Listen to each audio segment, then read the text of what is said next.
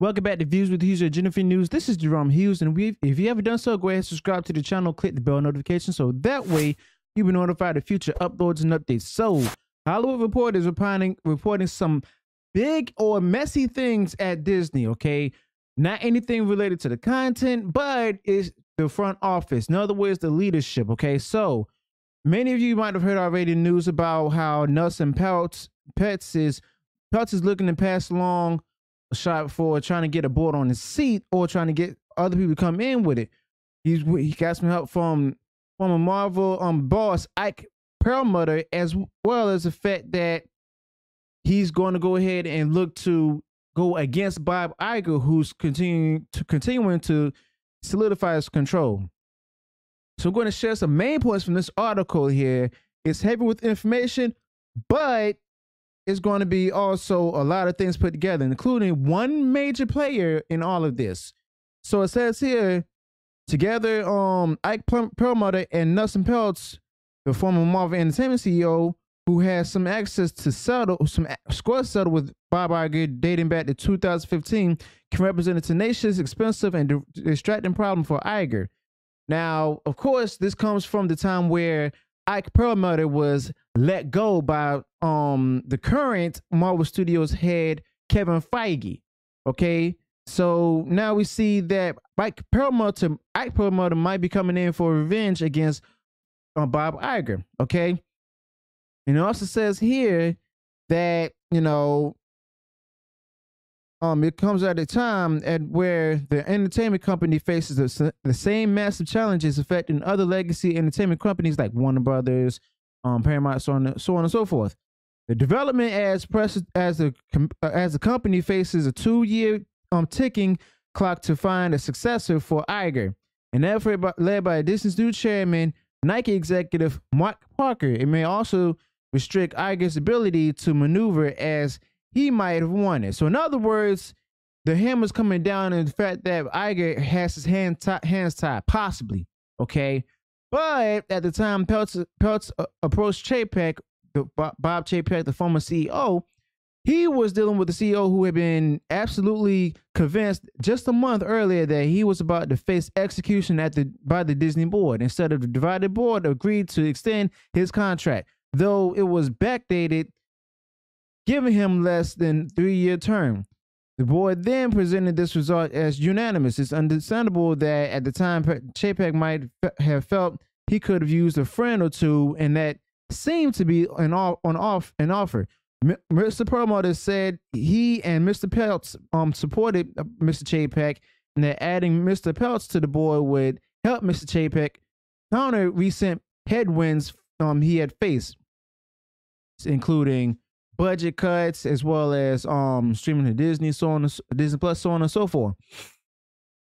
Solidify his position as CEO and preempt any other potential shareholder nominations or director nominees at the 2023 annual meeting. Disney wrote in its preliminary proxy filing in January 17th. He said, without Mr. Peltz, there are former executives, including Mr. Iger, will be back at Disney. So Peltz is trying to get a seat at the board.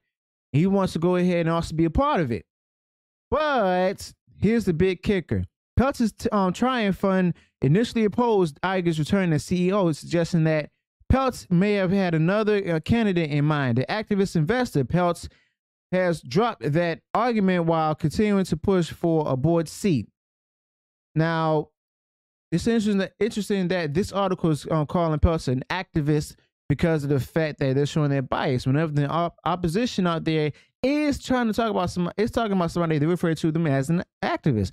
But moving along, the activist investors dropped that argument while continuing to push for a board seat, telling Disney's board earlier this month he did not want to fire Mr. Iger, but he did want to be in the boardroom. But still,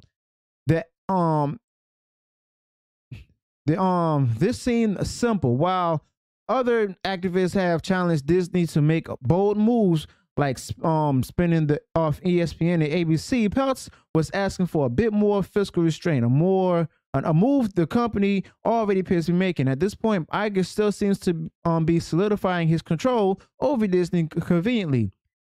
Board chair Susan Arnold, who had backed Chapek despite the misgivings of fellow board members, is at the end of her term. Iger's relationship with Arnold has started to fray even before he left Disney in December 2021. Following his departure, they didn't speak at all until Arnold had to make that November call where Chapek got fired and Bob Iger became CEO again. So it also says here that her replacement may be Parker, who is a supporter of Bob Iger, and also gifted Iger 6 pairs of bespoke Nikes when he retired. Okay, so Parker, who's 67, Iger 71. Iger said to respect Parker's creative roots. He stated he started in and still has a hand in shoe design. And says here, Iger actually lost no time in putting Chapek's purging Chapek's deputy Kareem Daniel, who's dismissed at 6:30 a.m. after the surprise Sunday evening announcement that Chapek was out. And some sources with knowledge of Disney politics believed he was not done. They believe that Iger wanted to erase out CFO Christine McCarthy. Interesting, but much more gently than Chapek and Daniel. So in other words, they were about to drop the hammer on her as well. Press reports have portrayed her as the one who raised concerns about Chapek's management with the board. So remember, I reported on this before, where it stated that she was the one who actually also helped to get Bob Chapek fired.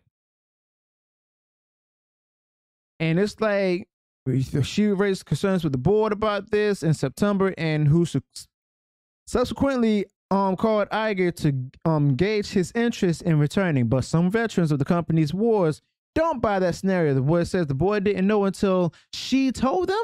It smells fishy to me, says one who knows that this version of the story makes the board look very innocent and certainly not responsible for the bad things that happened when Chapek was CEO. So in other words, we have Christine McCarthy pulling the strings on a lot of things. In the wake of Iger's return, some sources believe McCarthy was vulnerable for having backed Chapek too enthusiastically until she didn't. The reorganization that gave Daniel the power to increase her way as well. All the various divisions, chief financial officers or CFOs reported to her and Daniel. One Disney veteran believes she was positioning herself to expand her influence until further. In other words, possibly becoming the new CEO of Disney. As the Wall Street Journal reported in December, McCarthy had spearheaded a move to hire the consulting firm McKinsey last year to explore cost-cutting measures, where McCarthy's passion for cutting costs had already led to some clashes with creative executives who Iger most wants to protect. And McCarthy also reveled in the expanded power of corporate, says one Disney veteran. She had probably enjoyed more power and influence in the company than at any other time in her career. The hiring of McKinley was her idea, and they hired McKinsey with an absolute agenda. Okay. So now we see here that all the things that Bob Chapek got blamed for, it was actually spearheaded by Chris McCarthy. Chris McCarthy still has a job with Disney as part of the leaders or the executives. And rumors swirling that she may be looking to go ahead and become Bob Iger's replacement. But we have Peltz here, who's looking to go ahead and get a spot on the seat as a board. He's not looking to go ahead and fire Bob Iger, but instead he wants the spot on the board. However, Iger Perlmutter, he might come in with guns blazing with a lot of vengeance. Okay, so this is pretty interesting stuff about Disney as well as the company as a whole. So let me know your thoughts about this in the comments below. What do you think will happen? You know, will it lead to Bob Iger being replaced? Will it lead to more people being fired, including Chris McCarthy?